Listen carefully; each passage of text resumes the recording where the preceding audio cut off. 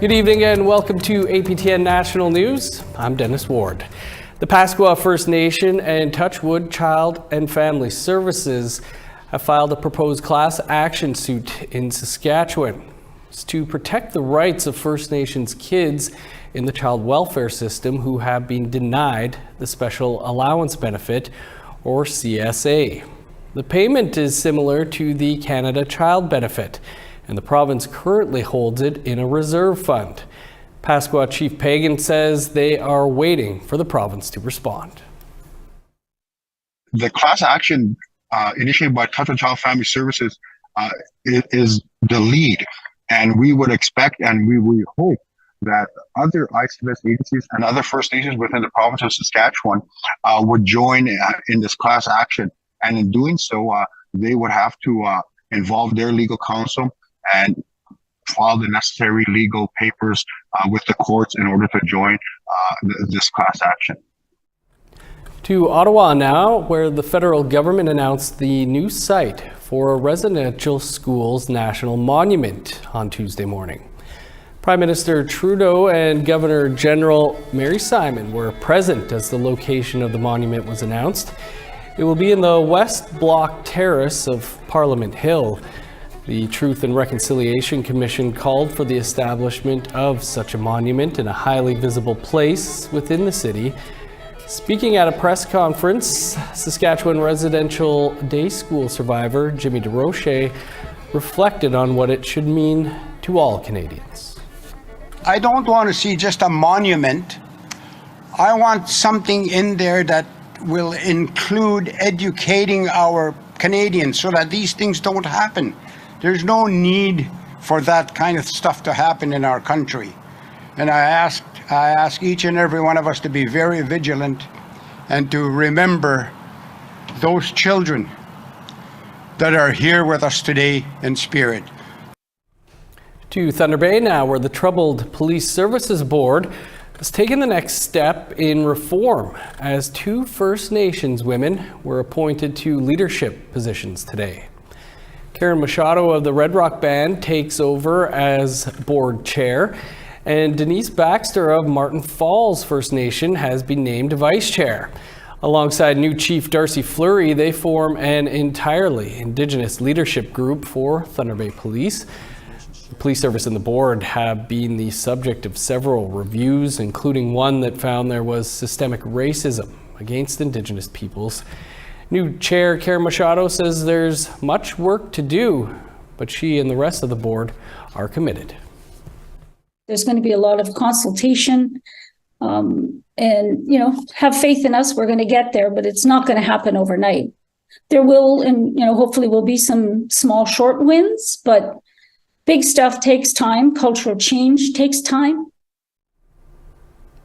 A group of Algonquin First Nations is speaking out against the proposed nuclear waste disposal site northwest of Ottawa. They say the Canadian Nuclear Safety Commission is moving ahead without proper consultation. It will be located too close to the Ottawa River. APTN's Fraser Needham has more. Kitigan ZB Chief Dylan Whiteduck says people in the Ottawa area need to wake up to what Chalk River Laboratories wants to do. Canadians and the citizens of Ottawa should be scared of this. I'm very shocked that the citizens of Ottawa are not aware of this. I speak to many citizens of Ottawa, and they never heard of a nuclear waste disposal 2 hours away from their home here. Whiteduck was speaking at a press conference in Ottawa Tuesday morning, along with representatives from the Algonquin Nation Tribal Council, Algonquin Nation Secretariat, and Quebecois First Nation. Last year, the Canadian Nuclear Safety Commission, or CNSC, paused its hearings in order to give First Nations more time to weigh in on the project. But Quebecois First Nation Chief Lance Haymond says the extra 8 months was not enough time. Our findings were realizing that there are huge gaps, and based on that reality, there's not an adequate time for us to have been consulted. Therefore, it's hard for us to make an informed decision and, provide consent.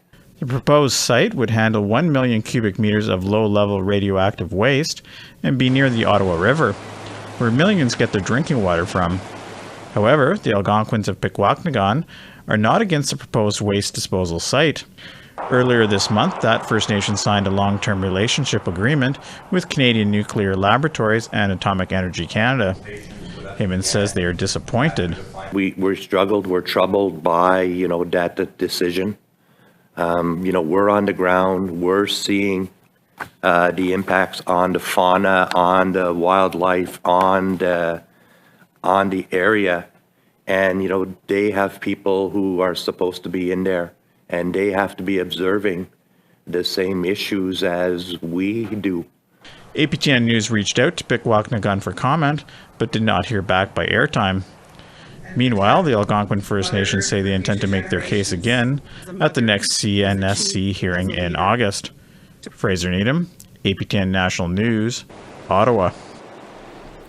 The Algonquins of Barrier Lake came back from a week-long evacuation on Sunday after wildfires encroached on their territory from all directions. The community is reeling, but is now preparing for fires to come. Amelia Fournier has that story. I went to go see my dog, pet him before I left. Sawyer Keys, age 12, was overjoyed to be reunited with his dog after being away from him for a week. My eyes was getting watery, I was coughing.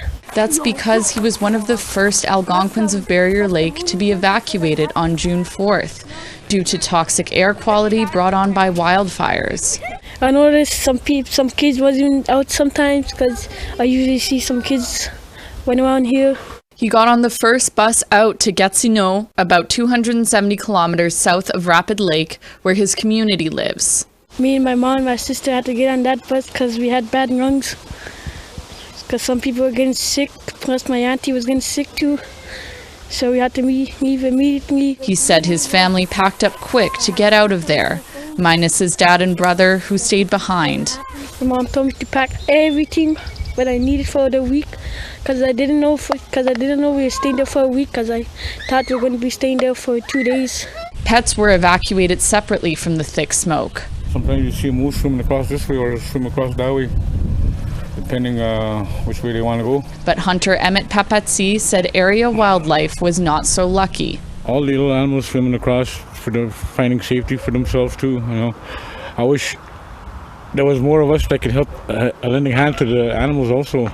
Air quality between 0 to 50 is supposed to be acceptable. We're at 18. Chief Casey Ratt got an air quality monitor installed in Rapid Lake right before the evacuations. It went to 511, I believe, the day I left, and it was between 511 and 600. He said he'd never seen anything like this year's forest fires. It was pretty frantic, to say, because everybody was so scared because we had fires going, up north, from all four sides.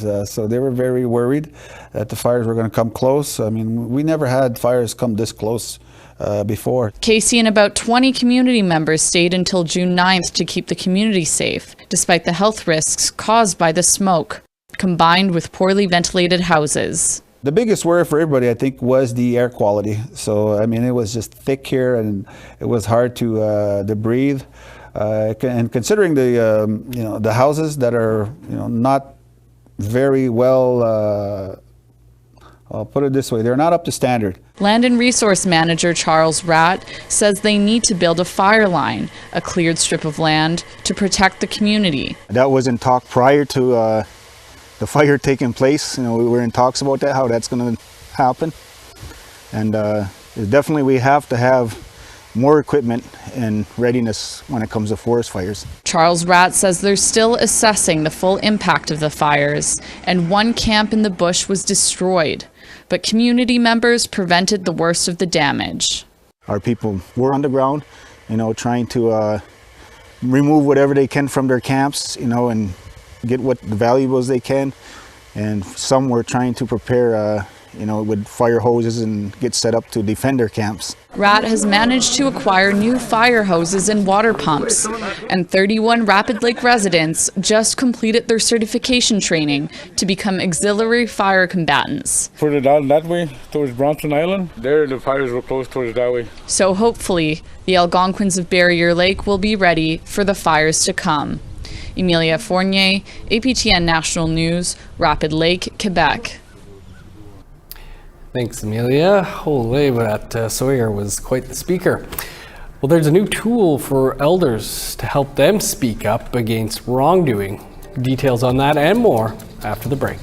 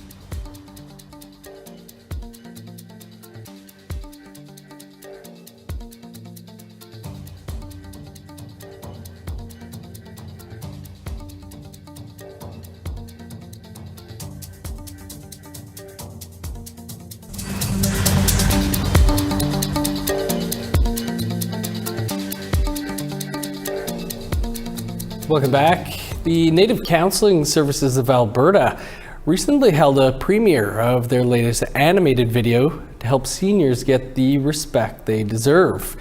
APTN's Chris Stewart has more.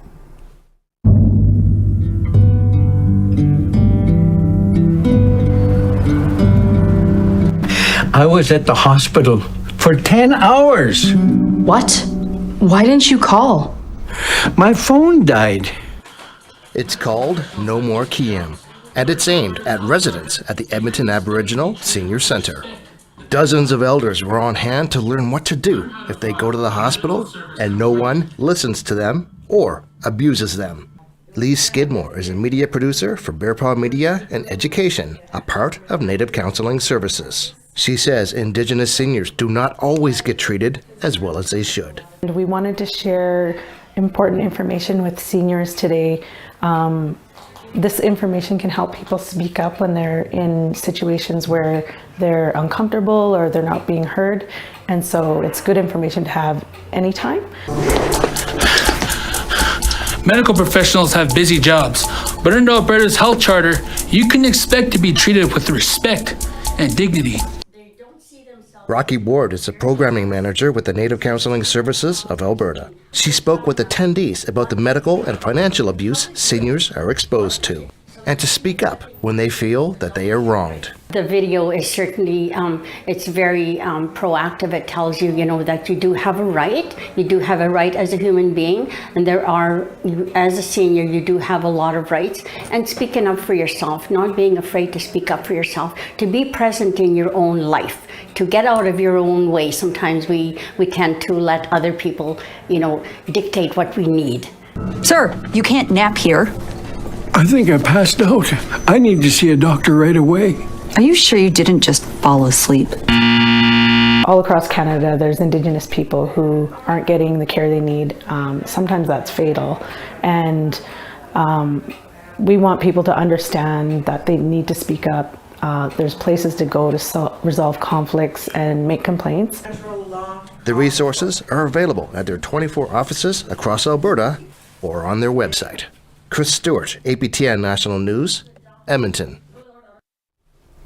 Meanwhile, Indigenous and LGBTQ2S seniors in Manitoba say they aren't receiving enough support from the province. The Indigenous Senior Resource Centre is holding workshops to hear from seniors facing poor living conditions. Daryl Stranger recently discussed those details with Joanne Mason, the Indigenous seniors, who's from the Indigenous Seniors Resource Centre. Joanne, thank you so much for joining us here today. First off, what do Indigenous and LGBTQ2S elders face daily? The housing and health and those kind of issues and medicine tends to be the ones that are most mentioned and people ask for help in those areas because it's so needed.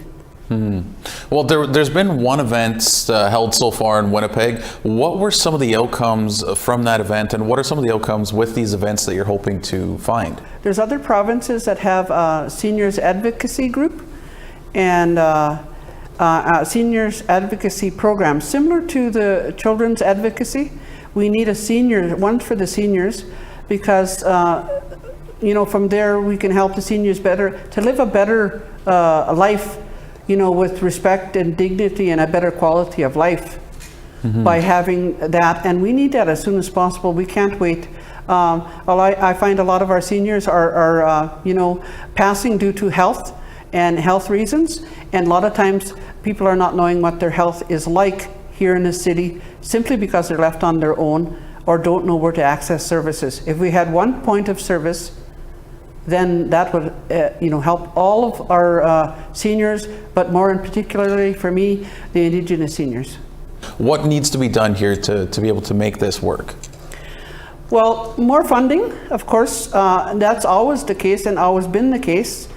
And it's our people, Indigenous seniors, that have been left, I guess, in the dark or in no one searching for them. But a lot of people have to come from the north and into Winnipeg and live, and they end up in very deplorable housing and government-run housing, which also is not adequate, and it doesn't provide their needs.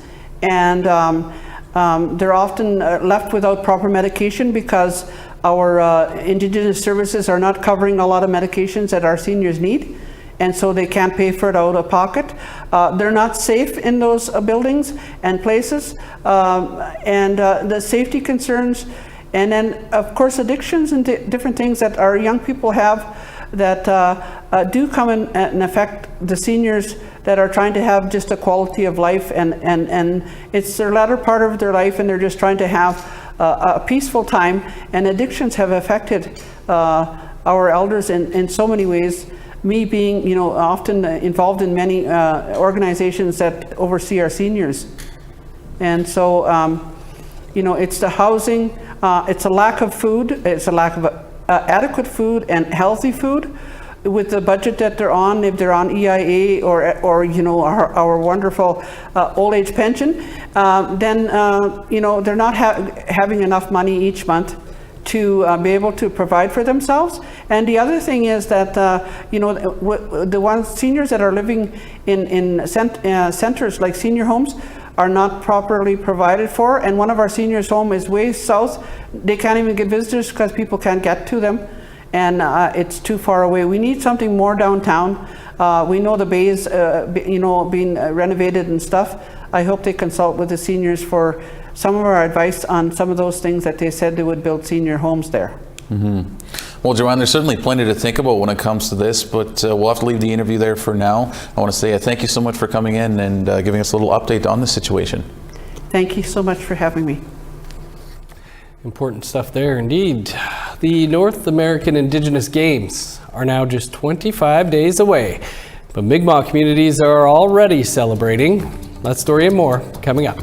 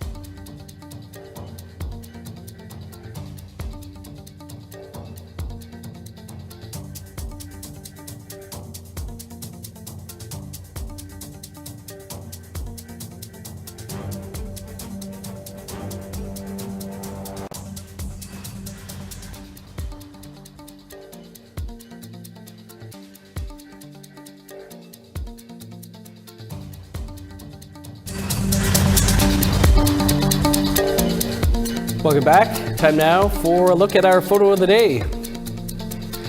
And it's a real beauty of the Grand Chute along Quebec's Des Moines River in Algonquin territory. This was sent in by John McDonald. Thanks, John. We always like to see everyone's territories. If you're out today, take a picture and send it to share@aptn.ca, and it might be our next photo of the day. Now let's take a look at tomorrow's weather forecast. Starting on the East Coast, 17 with showers in Halifax, sun's out, and 28 in Fredericton. Partly cloudy and 24 for Kuujjuaq, cloudy and 16 in Inukjuak. 26 for Montreal, sunny and 29 in Val-d'Or. Sunny and 30 for Sault Ste. Marie, sun's out and 29 in North Bay. 24 and sunny skies for Thunder Bay, 31 in Sioux Lookout. 26 for God's Lake, rain and 25 in Norway House. showers, potentially, and 34 for Winnipeg. 27 with rain in Dauphin. 20 and rain in Regina. 21 in Saskatoon. 15 with showers in Meadow Lake and Buffalo Narrows. In northern Alberta, sunny and 23 in High Level. 16 for Fort Chip. 18 with rain in Edmonton. Showers and 17 for Lethbridge. Showers and 17 in Vancouver. 21 with rain in Kamloops. 23 with showers for Prince George. Partly cloudy and 27 in Smithers. 21 in Old Crow. 24 for Whitehorse. 17 and rain in Yellowknife. 23 in Norman Wells. 7 for Sax Harbor. Sun's out, and 9 for Pawlatuck. 15 in Chesterfield and Baker Lake. Cloudy and 6 in Arviette. 4 in Resolute, plus 3 in Arctic Bay.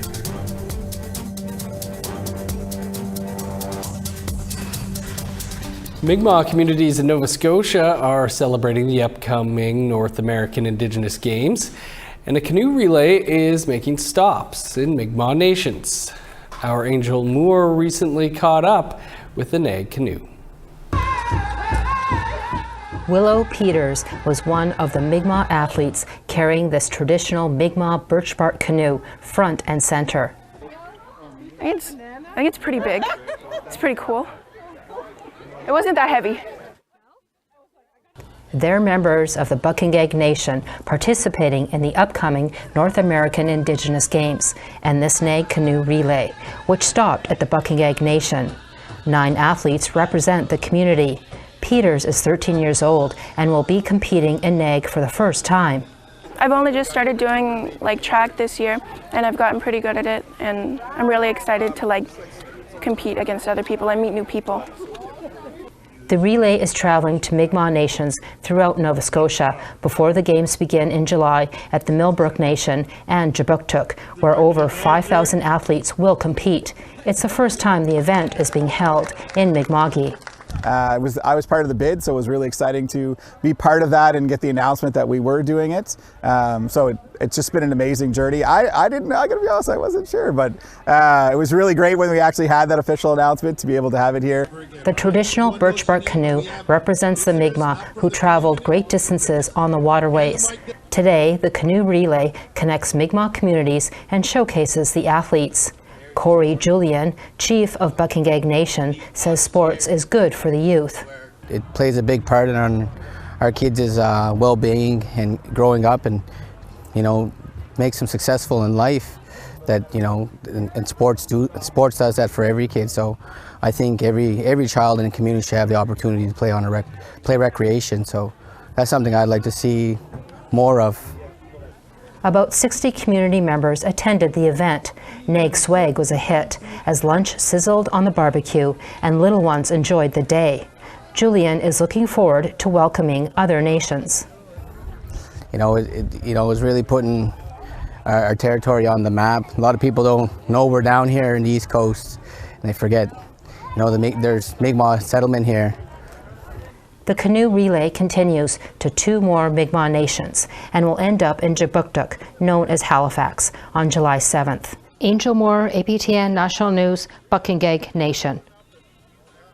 Just 25 more days to wait. We will have plenty of Nag coverage right here for you while the games are underway. That's all the time we have for your APTN National News for this Tuesday, the eve of National Indigenous Peoples Day. We'll have a special show for you here tomorrow to mark the occasion. Of course, for news anytime, you can visit our website. That's aptnnews.ca. I'm Dennis Ward. Marcy, thanks for being with us. Have a great night.